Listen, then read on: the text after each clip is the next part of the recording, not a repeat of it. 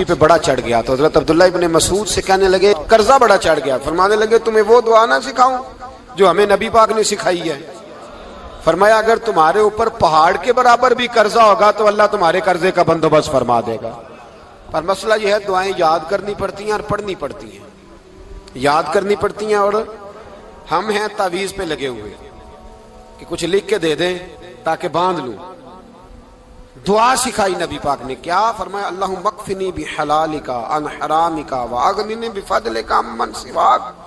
فرمایا یہ دعا مانگا کرو اے اللہ مجھے کفایت کرنے والا رزق عطا فرما اور مجھے حرام سے بچا اور مجھے اپنے فضل کے ساتھ دوسروں سے بے نیاز کر دے. یعنی اس کا سادہ ترجمہ یہ ہے کہ اللہ بندوں کا محتاج نہ کر مجھے اپنا محتاج. فرمایا یہ دعا پڑھو ادائے قرض کے لیے. ادائے قرض کے لیے یہ دعا پڑھو. اللہ تبارک و تعالی پہاڑ کے برابر بھی قرضہ ہوگا تو تمہیں اللہ اس سے نجات عطا کر دے گا. نبی پاک صلی اللہ تعالی علیہ وسلم نے ایک حدیث میں غصے کی دعا بھی بتائی ہے. ویسے میرے خیال میں لوگوں کو غصہ نہیں آتا آج کل. غصہ نہیں آتا. لوگوں میں تکبر آ گیا ہے. اپنے سے چھوٹے پہ غصہ آتا ہے اپنے سے تگڑے پہ کیوں نہیں آتا. جس آدمی نے گلی پہ خیرات مانگنے والے پہ غصہ کیا وہ ایس ایچ او صاحب پہ کیوں نہیں کرتا. غصہ تو غصہ ہے نا سب پہ ہونا چاہیے لیکن بڑا سمجھدار غصہ ہے. غریب آدمی کو دیکھ کے غصہ آتا ہے امیر آتا ہے تو غصہ نکل جاتا ہے. تو میں تو کہتا ہوں لوگوں کو غصہ اگر تجھے غصہ آتا ہے تو مار دیوار کے ساتھ ٹکر تیرے غصے کی سمجھ آئے. یہ کس قسم کا غصہ ہے جو غریب پہ ہی ہاتھ اٹھا رہا ہے. تو خدا را خیال فرما. غریبوں کے حق میں بڑا غصہ مجبوروں کے حق میں بڑا غصہ ماتحتوں پر. اور اگر چودھری صاحب آ جائیں تو پھر بہانہ بنا لیتے کہتے غصہ تو مینوں بڑا آیا سی پھر میں کیا میرے گھر آیا ہے پھر بہانہ بنا لیا. ایسے نہیں کرو. نبی پاک صلی اللہ علیہ وسلم نے دعا سکھائی بخاری میں. فرمایا جب غصہ آئے تو پڑھا کرو اعوذ باللہ من الشیطان. آتی ہے نا دعا ماشاءاللہ اعوذ باللہ من الشیطان. جب غصہ آئے تو یہ والی دعا پڑھ لیا کرو. نبی پاک علیہ الصلوۃ والسلام نے ارشاد فرمایا کہ جب تمہارے بھائی کو چھینک آئے نا تو چھینک آنے والے کو کہنا چاہیے الحمدللہ. چھینک آئے اس نے کیا کہنا ہے یاد ہو جائے گا کیا کہنا ہے الحمدللہ. اور جو سنے اس نے کہنا یرحمک اللہ.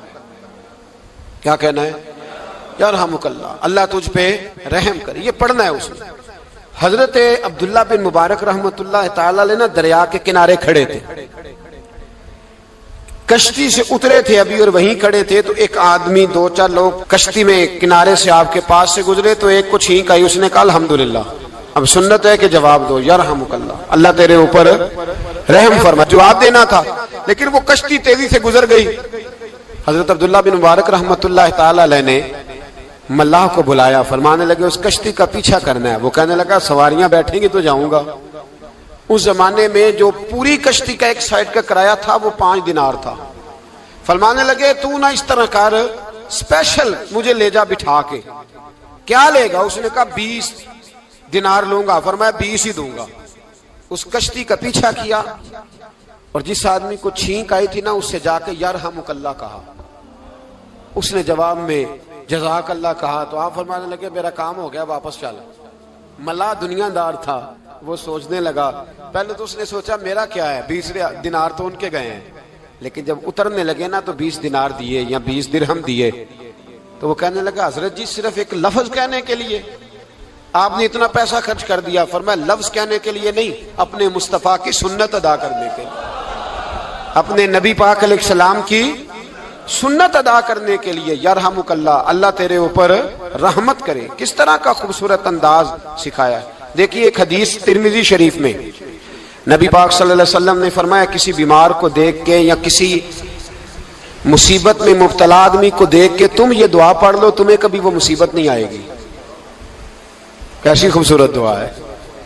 کسی مصیبت زدہ کو بیمار کو دیکھ کے پڑھو تمہیں کبھی وہ مصیبت الحمدللہ الذی عافانی مما ابتلاک بہ وفضلنی علی کثیر ممن خلق تفضیلا.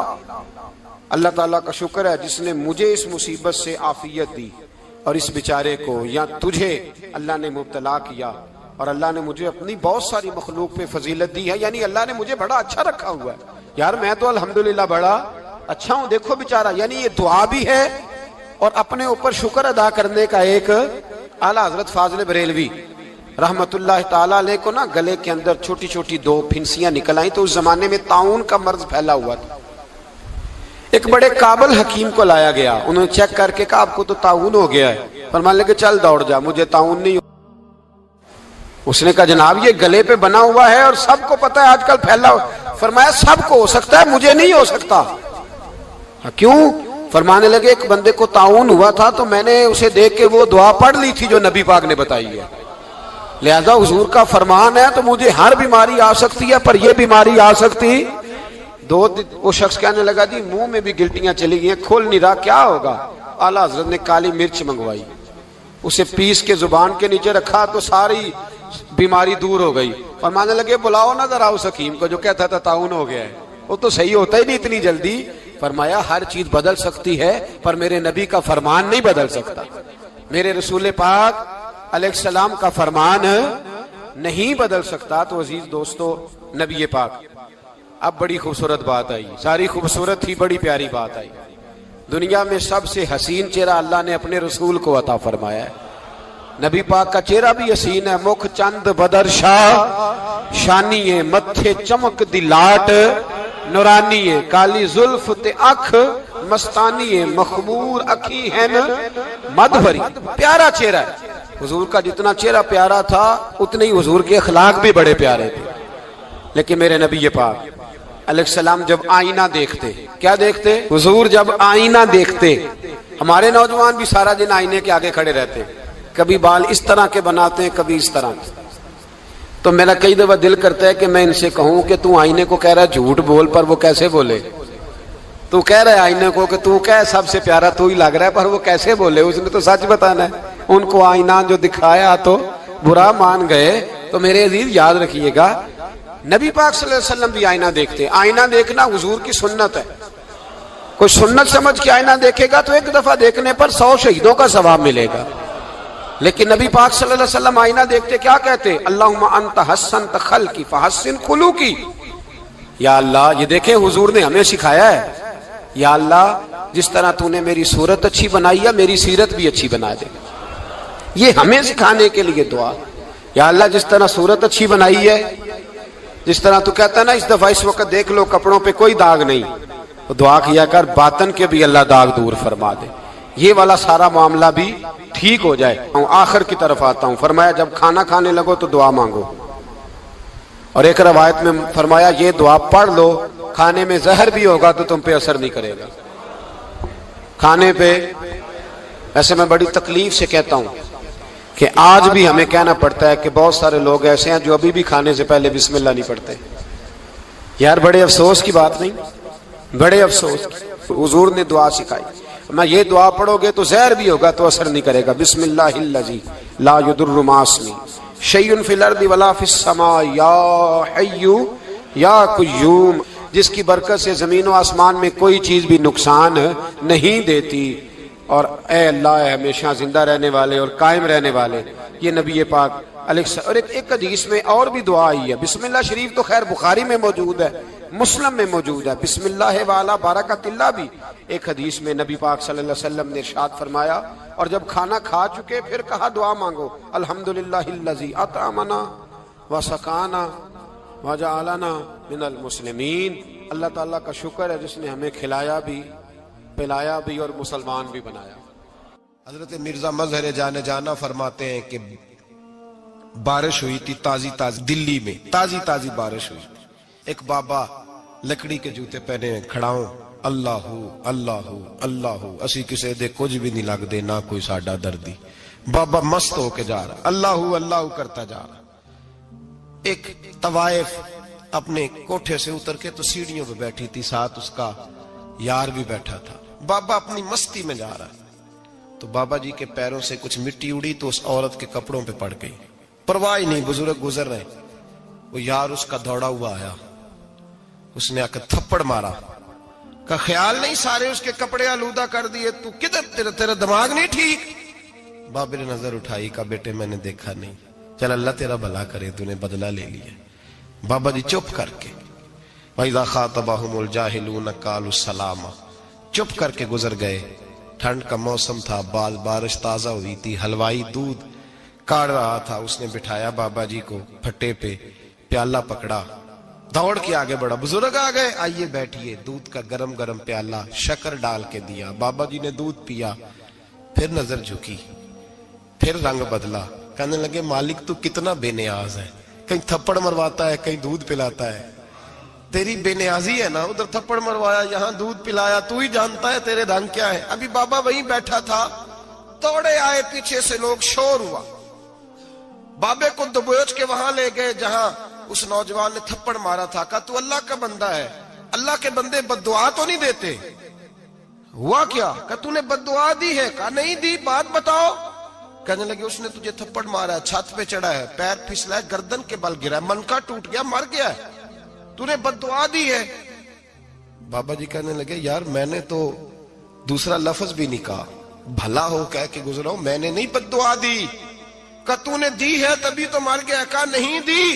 کہا بابا تو بزرگ آدمی ہے، سچ بول۔ تو بابا جی کہنے لگے سچ سنو، پھر میں آ رہا تھا، میرے پیروں سے مٹی اڑی، اس کے یار کے کپڑوں پہ پڑی، اسے برا لگا، اس نے مجھے مارا، جب اس نے مجھے مارا تو میں کوئی لاوارث تو نہیں تھا، جب اس نے مجھے مارا تو میں کوئی لاوارث تو نہیں تھا، مجھے دشمنوں نہ چھیڑو، میرا ہے کوئی جہاں میں ابھی پکار لوں گا، نہیں دور ہے مدینہ، اس نے مجھے مارا تو میں کوئی لاوارث تھا کہ میرا بدلہ کوئی نہ لیتا، اس نے مجھے مارا ہے تو میرے یار کو برا لگا ہے تو اس نے اسے مار دیا ہے، میری تو غلطی کوئی نہیں، یاروں کا جھگڑا ہے، یہ تو دوستوں کا جھگڑا ہے، یہ تو یاروں کا جھگڑا ہے، کوئی غلطی نہیں میری، کوئی غلطی نہیں، خش خش جنہ قدر نہیں میرا، اے میرے صاحب نو وڈیاں، میں تے گلیاں دا روڑا کوڑا، میں گلیاں دا روڑا کوڑا، میں نو محل چڑھایا ہے سائیاں، میں نو محل چڑھایا ہے سائیاں۔ فرمایا اس نے مجھے لاوارث سمجھا تھا کہ تھپڑ مار کے گزر جائے، میرا کو پوچھے گا ہی نہیں۔ میرے رسول پاک علیہ السلام کے بارے میں رب فرماتا ہے ابھی میں تو تیرے ہوتے ہوئے کافر کو سزا نہیں دیتا کہ تو موجود ہے۔ یاد رکھیں حضرت فضیل بن عیاض فرماتے ہیں ایک جوان تھا، مسجد میں آیا، لوگوں سے کہنے لگا روٹی کھلاؤ، کسی نے توجہ نہ کی، اس نے کہا میں رب بتانے والا ہوں، میری طرف دیکھو تو صحیح، کسی شخص نے خیال ہی نہ کیا۔ پھر اس نے کہا یار تھوڑا سوچو، نمازیوں سے کہا، اہل علاقہ سے کہا، انہوں نے کہا تیری طرح کے بڑے درویش دیکھیں۔ مسجد کے محراب میں وہ رب کریم کا بندہ انتقال کر گیا، جب فوت ہو گیا نا، لوگوں کا مزاج ہے بیمار کو دوائی نہیں دیتے، جنازے پہ وقت پہ پہنچ جاتے، جب کوئی گر رہا ہوتا ہے تو سہارا کوئی نہیں دیتا، جب کوئی گر جاتا ہے ٹانگ ٹوٹ جاتی ہے تو تیمارداری کو زمانہ پہنچ جاتا ہے۔ اور بزرگ وہ نوجوان اللہ کا نیک بندہ مسجد کے محراب میں فوت ہو گیا۔ حضرت فضیل ابن عیاض کہتے ہیں امام صاحب نے اعلان کیا چندہ دو، کوئی لاوارث فوت ہو گیا، کفن دینا۔ چندہ کٹھا ہوا، کفن خریدا، جنازہ پڑا، عشاء کے بعد دفن کر کے آئے۔ فجر کی نماز کے لیے جب امام اور مؤذن مسجد میں آئے تو چیخیں مارنے لگے، تڑپنے لگے، دور دور تک آوازیں پھیل گئی، دنیا دوڑی آئی، کیا ہوا؟ کہنے لگے وہ جو تم نے کفن پہنایا تھا وہ یہاں پڑا ہوا ہے، اور دیکھو کفن پہ تحریر لکھی ہے۔ تحریر کیا ہے؟ عرش کے مالک نے فرمایا میرے دوست نے روٹی مانگی تم نے دی نہیں، اس نے تمہیں میرے قریب کرنے کے لیے اپنی طرف توجہ کرائی، تم نے کی نہیں، اور میرا یار تمہارے کفن کا محتاج تھا، سنبھال کے رکھو اپنا کفن، میں نے اسے جنت کا لباس عطا فرما دیا، سنبھال کے رکھو، یہ کوئی لاوارثوں کا ٹولہ ہے۔ یاد رکھیں جو وارث والے ہیں، وارث والے ان کا رنگ اور ہے، جو ماننے والے ہیں ان کا مزاج اور ہے، اپنی زندگی لاوارثوں کی طرح نہیں۔ اللہ تعالیٰ اپنے بندوں سے بڑی ہی محبت فرماتا ہے، بغیر طلب کے، بغیر دعا کے رزق، مال، اولاد، صحت، عافیت، دوست، احباب، ماں باپ، یہ سب نعمتیں اللہ بغیر طلب کے بندوں کو عطا فرماتا ہے۔ اللہ تبارک و تعالی اپنے بندوں کے حق میں رحمت والے فیصلے کرتا ہے، درگزر والا معاملہ فرماتا ہے۔ جگہ جگہ قرآن مجید میں اللہ تعالیٰ نے اپنے بندوں پر رحمت کرنے کا ذکر فرمایا ہے۔ ان اللہ یغفر الذنوب جمیعا فرمایا بے شک رب تمہارے سارے ہی گناہ معاف فرما دے گا، تم نا امید نہ ہونا، وہ معاف کر دے گا تمہیں۔ قرآن مجید میں فرمایا ان اللہ بالناس لرؤوف الرحیم، بے شک اللہ اپنے بندوں پر بڑا ہی مہربان اور نہایت ہی رحم کرنے والا، رؤوف اور رحیم ہے، بڑا مہربان ہے، کرم فرماتا ہے۔ اللہ تعالیٰ اپنے بندوں سے بڑا جلد راضی ہو جاتا ہے، وہ اپنے بندوں کو بہت زیادہ مشقت میں نہیں ڈالتا، وہ اپنے بندوں سے اپنی نعمتوں کا بدلہ نہیں چاہتا، بہت سخت مشقت والی عبادتیں نعمتوں کے بدلے نہیں چاہتا، وہ بڑی جلدی رحم فرماتا ہے۔ ماں پیار کرتی ہے اپنے بچے سے، لیکن وہ ناراض بھی ہو جاتی ہے بعض چیزوں پہ، بعض معاملات اس کا دل بھی دکھاتے ہیں، بعض جگہ وہ رو کے یہ بھی کہتی ہے کہ تو نے میری محبت کا کوئی نتیجہ نہیں مجھے دیا، میری ساری کمائی تو نے ضائع کر دی۔ والد بہت ساری جگہوں پہ ناراض ہوتا ہے، شکوہ کرتا ہے، کہتا ہے میری بیماریوں کی، پریشانیوں کی، بڑھاپے کی، کمزوریاں کا سبب بیٹے تو ہی بن گیا، یہ ساری تکلیفیں تو ٹھیک ہو جائیں تو میری شاید عمر بھی بڑھ جائے، صحت بھی ٹھیک ہو جائے، میں زیادہ دیر جوان رہ سکوں۔ ناراض ہوتے ہیں ماں باپ، اسی طرح ماں باپ راضی بھی ہو جاتے ہیں، وہ بڑی جلدی راضی ہو جاتے ہیں۔ میں اکثر کہتا ہوں کہ والد کو راضی کرنے میں 5-7 منٹ لگ جاتے ہیں، اماں تو 1.5-2 منٹ میں راضی ہو جاتی ہے، ابا جی کو 5-7 منٹ لگتے ہیں، کئی دفعہ کہنا پڑتا ہے، کوئی دلائل دینے پڑتے ہیں، لیکن والدہ کے لیے تو کچھ بھی نہیں، آپ نیرا جا کے پیروں میں بیٹھ ہی جائیں، کچھ بھی نہ کریں، آپ پورا روئیں نہ، رونے والا منہ ہی بن جائے، تو اماں تو نرم ہی نرم ہے، جس وقت جو مرضی آپ کرا لیں ہو گیا۔ اللہ تبارک و تعالی بلا مثال و بلا تشبیہ سمجھانے کے لیے عرض کرتا ہوں، اللہ بھی بعض معاملات میں اپنے بندوں سے ناراض ہو جاتا ہے، وہ کہتا ہے میں تکبر کرنے والوں کو پسند نہیں کرتا، وہ کہتا ہے فسادی پسند نہیں ہے، وہ فرماتا ہے کہ راہوں میں کجی کرنے والے پسند نہیں ہیں، وہ فرماتا ہے کہ بدعہدیاں کرو گے تو میں صبح قیامت تم سے سوالات کروں گا۔ اللہ تبارک و تعالیٰ بہت ساری چیزوں کو ناپسند کرتا ہے، ناراض ہو جاتا ہے، بلکہ نبی پاک صلی اللہ تعالی علیہ وسلم نے فرمایا تم بات کرتے کرتے کوئی ایسا جملہ بول دیتے ہو کہ رب اتنا ناراض ہوتا ہے کہ تمہیں پتہ بھی نہیں ہوتا، تمہارے لیے جہنم کا فیصلہ کر دیتا ہے۔ اس لیے پہلے تولو پھر بولو، خود اپنے لفظوں کی تو تم پہرے داری کرو نا کہ میں کیا کہہ رہا ہوں، کوئی ایسا جملہ، کوئی ایسی بات وارث شاہ مان کری نہ وارثاندہ، کوئی ایسی بات نہ تمہاری زبان سے نکلے۔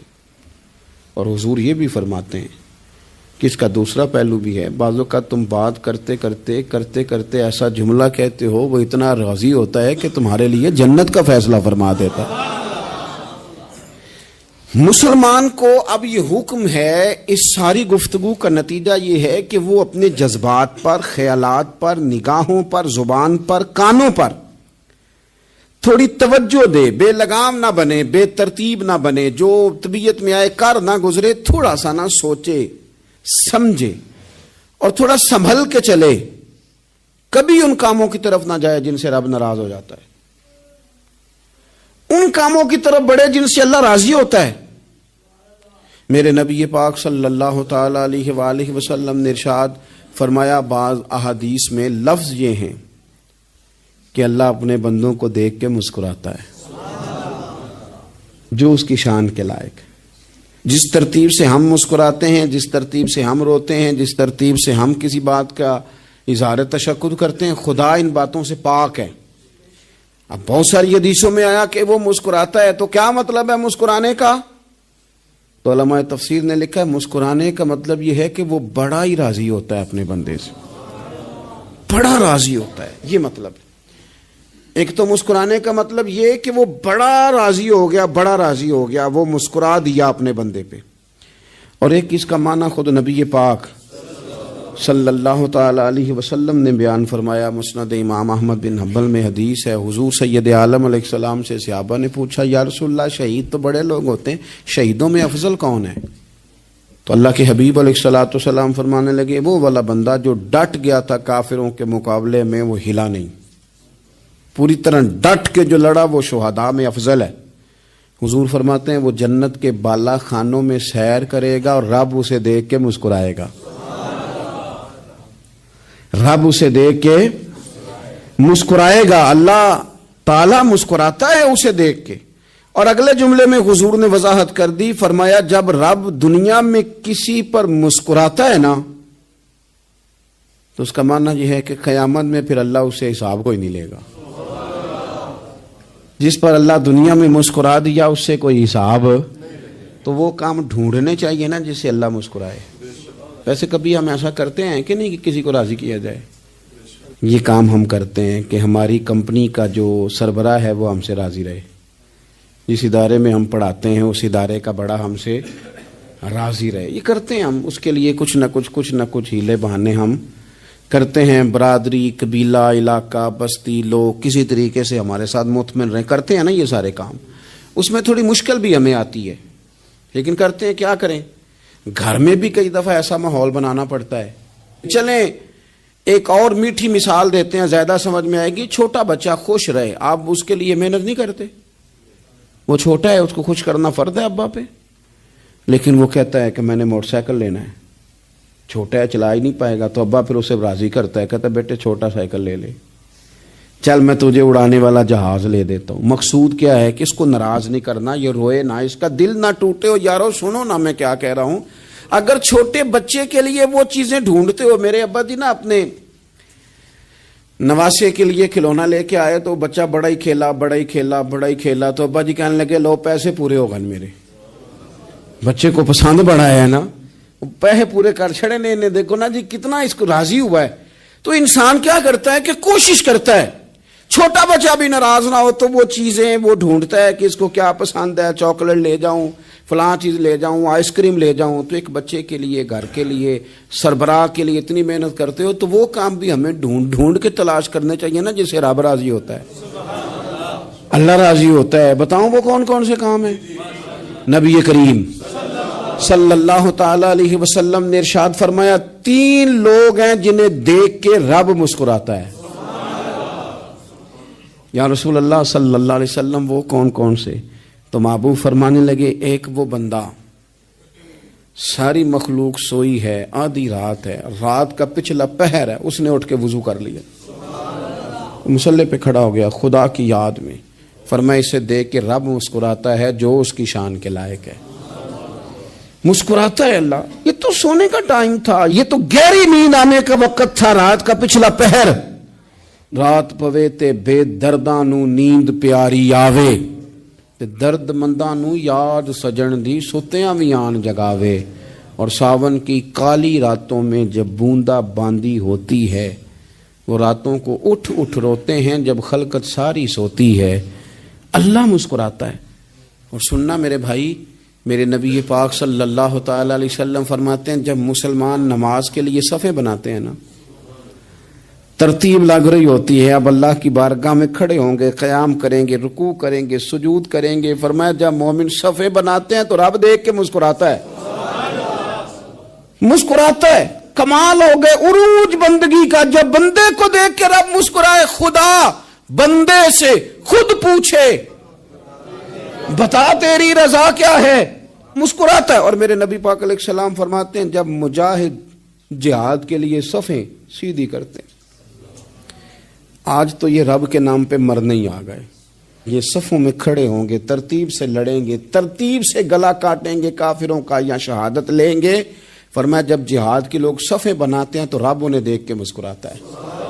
کتنے نصیبوں والا وہ بندہ ہے جسے دیکھ کے مسکرا دیا. او یار کبھی تیرا بیٹا تیرے سامنے مسکرائے نا چھوٹا, تو تیرا دل باغ باغ ہو جاتا ہے. تیری ماں بیمار کسی ایک دن صحیح طرح ہنس پڑے تو طبیعت خوش ہو جاتی. مجھے بتاؤ نا جس کا رب بھی اسے دیکھ کے ہنس پڑے, جو اس کی شان کے لائق ہے, کیا اس بندے کے نصیبیں ہیں, کیا اس کے مقدر ہیں. آپ اس مقام پر اپنے آپ کو لائیں. اب دیکھیں نا یہ حدیث آپ نے سن لی, اب ہم نے نا اس طرح صفحے نہیں بنانے جس طرح ساری دنیا, اب ذرا صفحے بھی شوق سے بنائیں گے. آپ ذرا تھوڑا سا شوق پیدا کریں گے, بھئی یہ تو میں وہ کام کرنے لگا ہوں جسے دیکھ کے رب مسکراتا ہے.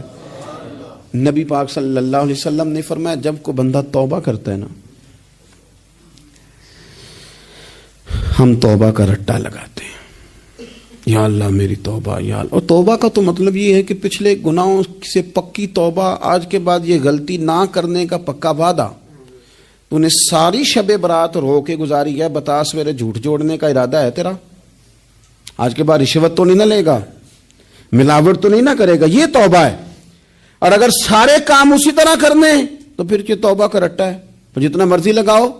حضرت علی بن ربیعہ رضی اللہ تعالیٰ عنہ فرماتے ہیں میں مولا علی کے ساتھ تھا، مقام حرہ کی طرف جا رہے تھے، حضرت علی نے ہاتھ اٹھا کے دعا مانگی ہماری تعلیم کے لیے، ورنہ حضرت علی ہم صحابہ کو محفوظ عن الخطا تو مانتے ہیں نا. ہاتھ اٹھا کے کہا اے اللہ ہمارے گناہ بخش دے، تیرے علاوہ کوئی معاف کرنے والا نہیں. اور پھر حضرت علی آسمان کی طرف دیکھا اور دیکھ کے نا حضرت علی بن ربیعہ کو تو مسکرائے. حضرت علی بن ربیعہ کہنے لگے حضور مسکرائے کیوں ہو؟ فرمانے لگے ایک دن میں حضور کے ساتھ اسی طرح آیا تھا، اسی طرح حضور نے دعا فرمائی تھی ہماری تعلیم کے لیے، اور پھر حضور مجھے دیکھ کے مسکرائے تھے اور فرمایا جب کوئی بندہ رب کی بارگاہ میں اس طرح استغفار کرتا ہے تو رب مسکراتا ہے، اور مسکرا کے فرماتا دیکھ لو میرے بندوں کو پتا ہے کہ میرے علاوہ معاف کرنے والا کوئی نہیں. انہیں پتا ہے، تم اس کی بارگاہ میں رجوع تو لاؤ، آؤ تو صحیح دو آنسو لے کر. اقبال کہتے ہیں کہ موتی سمجھ کے شان کریمی نے چن لیا، قطرے دو گرے میرے ار کے انفال کے. دو میں نے آنسو بہائے تھے تو اس کے کرم نے تو موتی سمجھ کے چن لیے. سنو نا حضور اس استغفار کو اللہ کو یار رات کو توبہ کر کے سونا چاہیے. ہمیں کچھ غلطیاں ہم کرنا نہیں چاہتے پر ہم سے ہو جاتی ہیں، کچھ دل ہم توڑنا نہیں چاہتے پر وہ ٹوٹ جاتے ہیں، ہماری مجبوری ہوتی ہے ٹوٹ جاتے ہیں. رات کو اس کی بارگاہ میں ہاتھ باندھ کے کشکول طلب دراز کر کے خوب استغفار پڑھنا چاہیے کہ مالک بندے ہیں نا کیا کریں، نفس کا ساتھ ہے، دنیا کا ساتھ ہے، خواہشات نفسانیہ، مالک معاف کر دے. درد سے توبہ، رسم نہ ہو، کہانی نہ ہو، لفظ نہ ہو، جملے نہ ہو، اور جناب ایسے لوگوں کے بیچ بڑے ہاتھ باندھ کے اور بڑا کوئی ضرورت نہیں. آپ اکیلے اپنی چارپائی پہ بستر کے اندر منہ دے کے بھی درد سے کہیں گے نا معاف کر دے تو وہ تو مہربانی بڑا ہے. میرے نبی پاک صلی اللہ علیہ وسلم مثال دیتے ہیں، فرمایا ایک آدمی صحرا میں جا رہا، صحابہ سے حضور خطاب کر رہے ہیں، فرمایا ایک آدمی صحرا میں جا رہا تھا، اس نے اپنی اونٹنی پہ کھانا پانی پیسے ہر چیز رکھی ہوئی تھی. صحرا تھا بہت بڑا، درمیان صحرا کے گیا تو تھوڑا سا سستانے کے لیے آرام کرنے کے لیے اونٹنی سے نیچے اترا.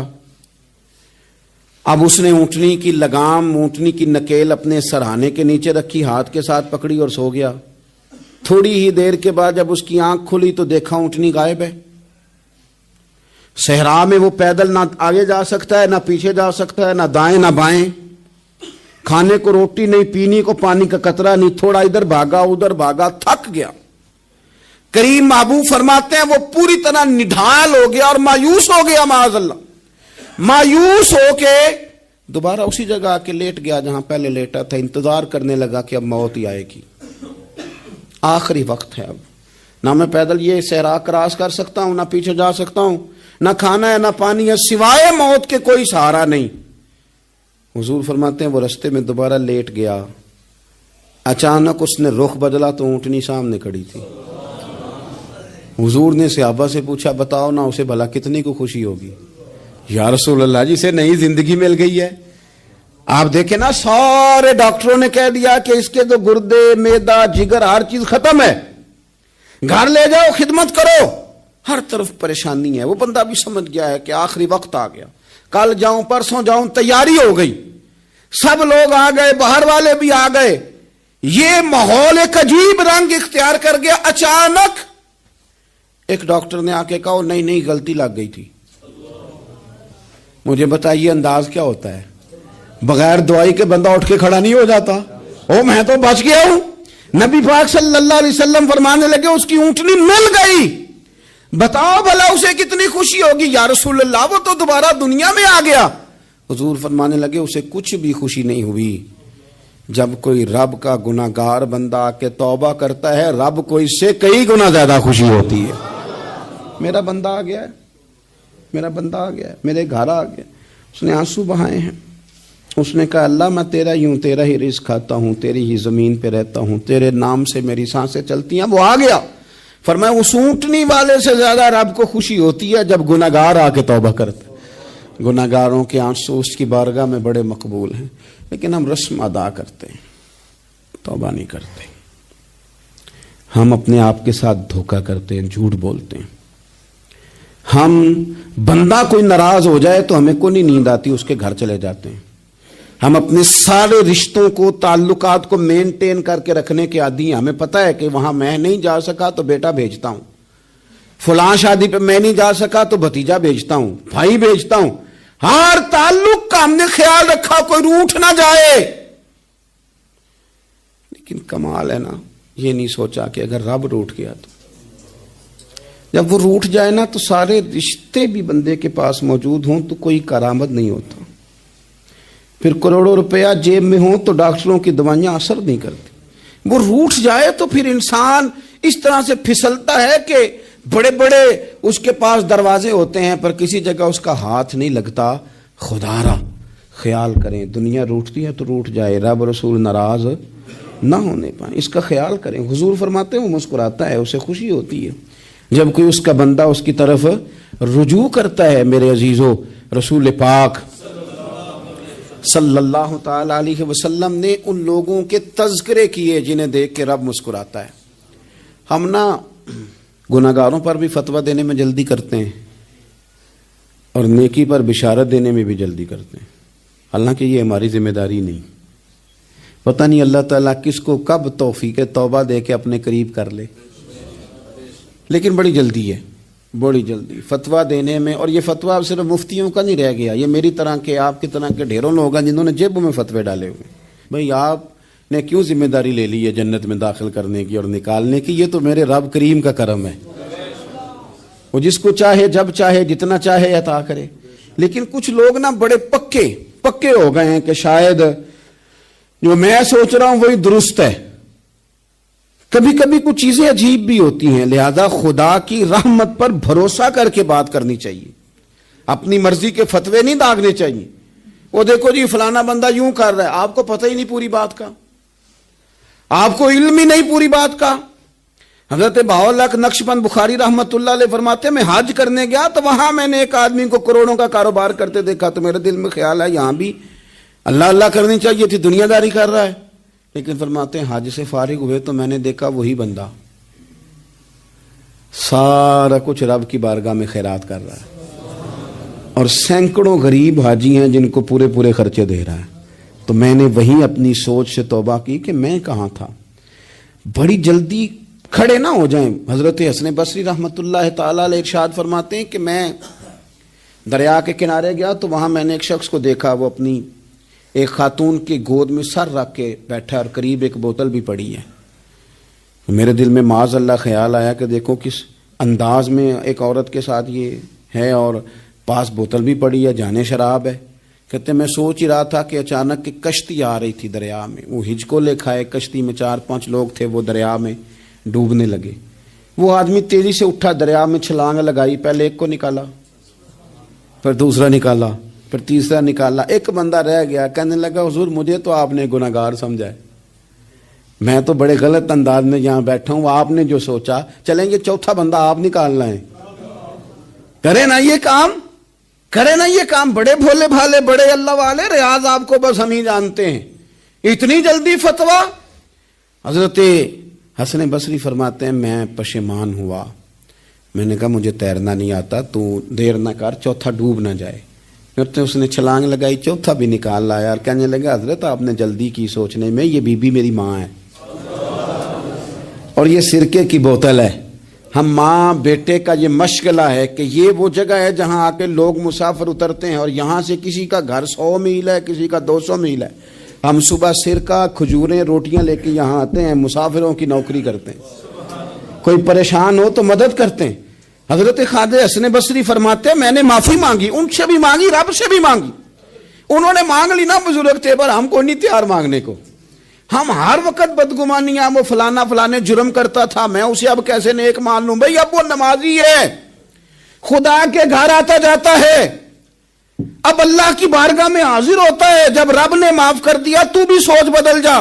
سنیں حضور کیا فرماتے ہیں، نبی پاک صاحب الالاق صلی اللہ تعالی علیہ وسلم فرماتے ہیں، مسند امام احمد بن حنبل دیکھیے، فرمایا رب اس وقت بڑا ہی مسکرائے گا جب قاتل بھی جنت میں جائے گا، مقتول بھی جنت میں جائے گا۔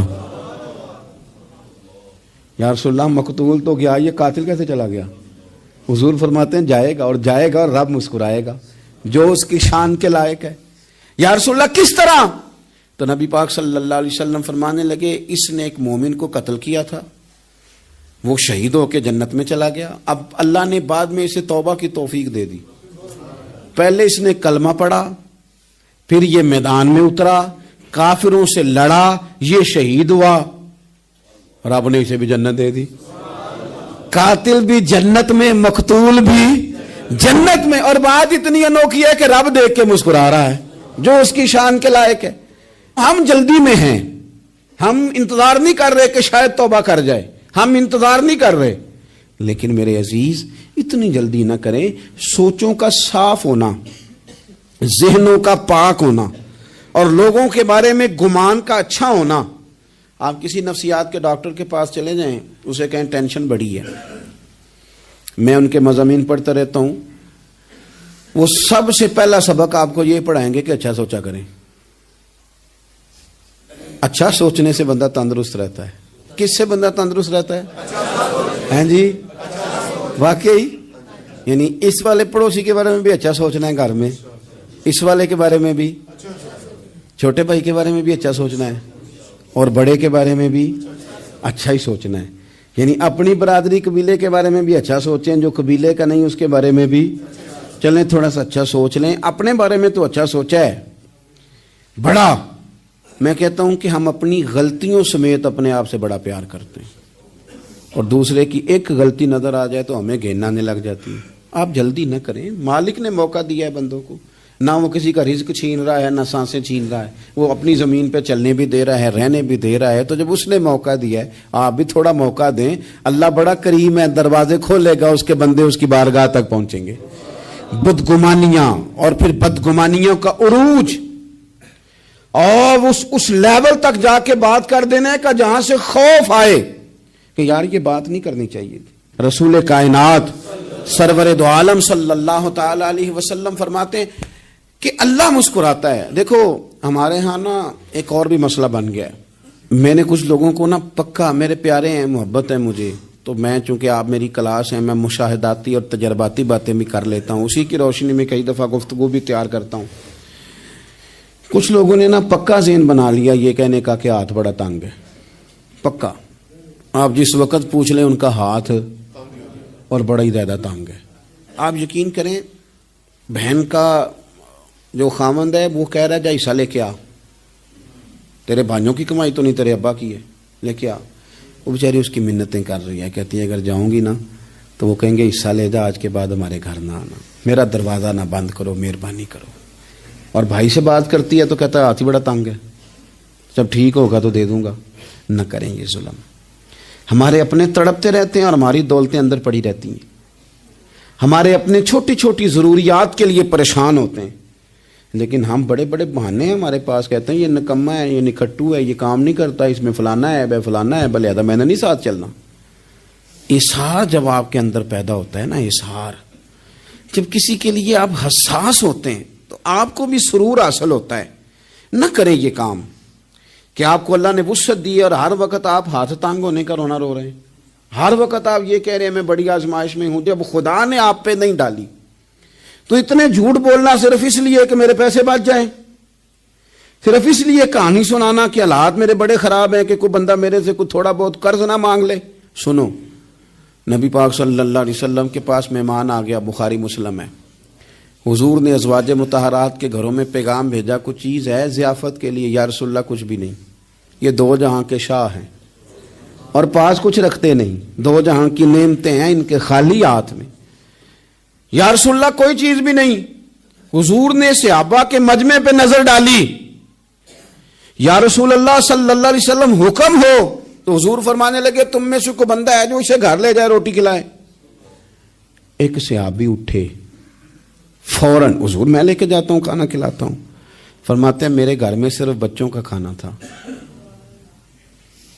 یہ نہیں کہ فریزر بھرا ہوا ہے نعمتوں سے، صرف بچوں کا کھانا. یہ نہیں کہ کسی کو دیکھ کے اپنی ہنڈیا پہ برتن دے لیا، صرف بچوں کا کھانا. کہتے ہیں گھر گیا، بیوی سے کہا کیا کیفیت ہے؟ کہنے لگی بچوں کی روٹی ہے. میں نے کہا بچے سلا دے، صبح ناشتہ کر لیں گے.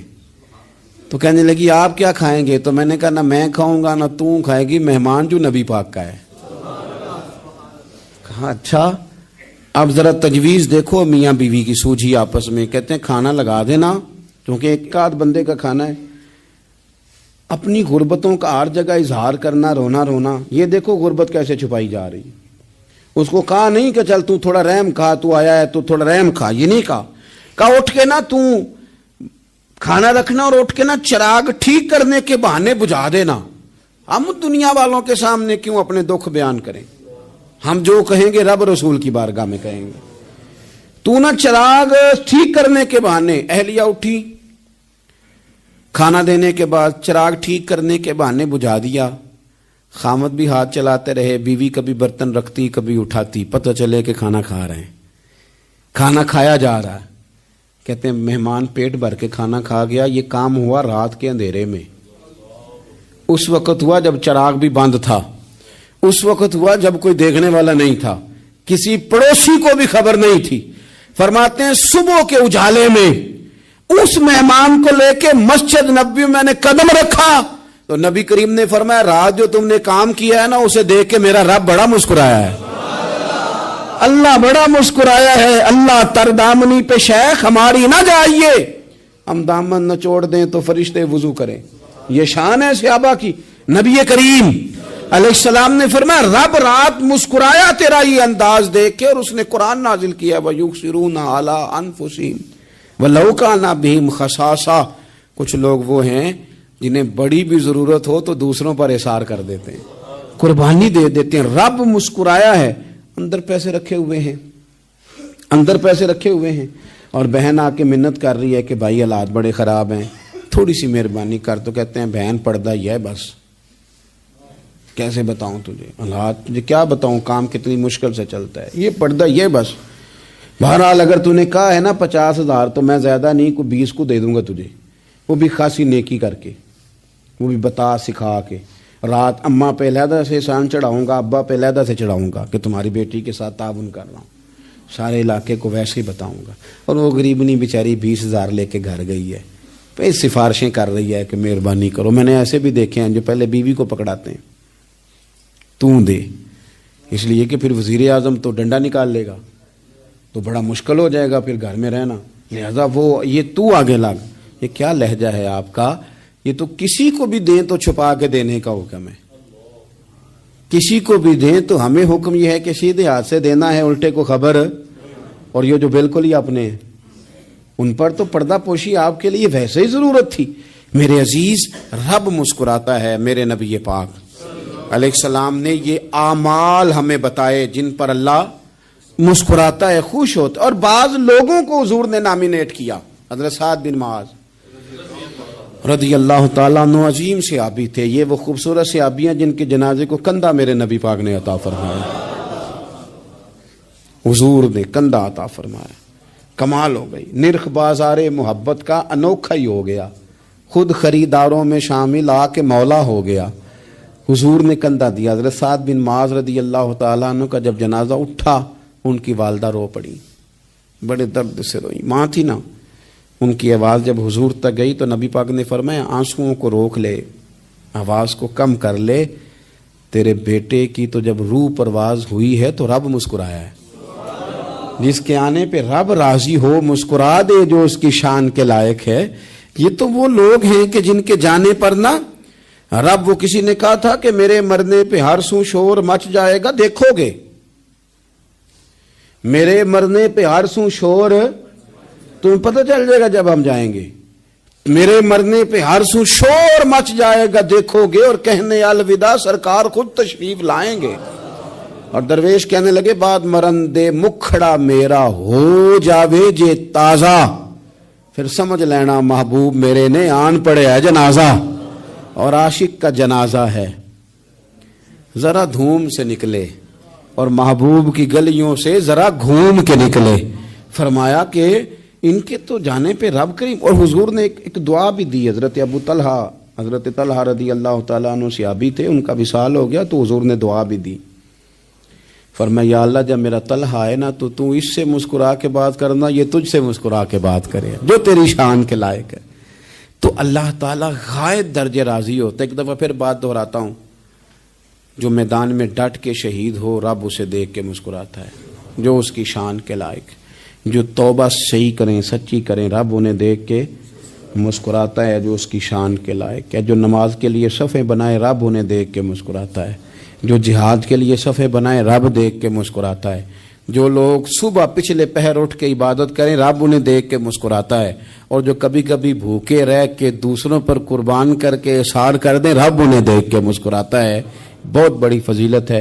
اللہ ان سارے کاموں میں سے کسی ایک کام پہ ہمیں بھی لگا دے تاکہ یہ بڑی فضیلت اللہ تعالی ہم گناہگاروں کے حصے میں بھی فرما دے.